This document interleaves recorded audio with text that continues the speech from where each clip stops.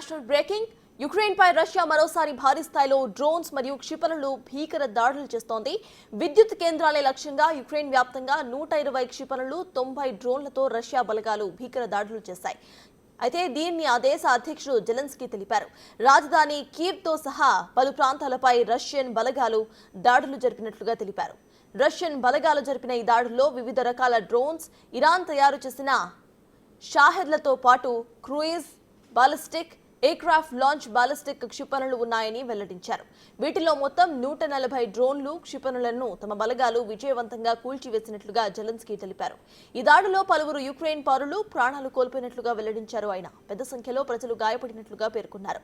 ఈ దాడిలో విద్యుత్ కేంద్రాలు కూడా కొంతమేర ధ్వంసమైనట్లుగా వివరించారు. ఈ ఏడాది ఆగస్టు తర్వాత రష్యా జరిపిన అతిపెద్ద దాడి ఇదేనని జెలెన్స్కీ వెల్లడించారు.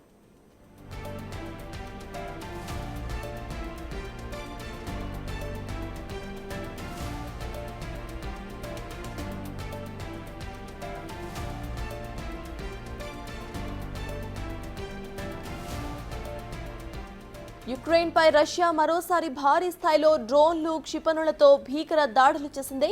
విద్యుత్ కేంద్రాలే లక్ష్యంగా యుక్రెయిన్ వ్యాప్తంగా 120 క్షిపణులు, 90 డ్రోన్లతో రష్యా బలగాలు భీకర దాడులు చేస్తున్నట్లుగా ఆ దేశ అధ్యక్షుడు జెలెన్స్కీ తెలిపారు.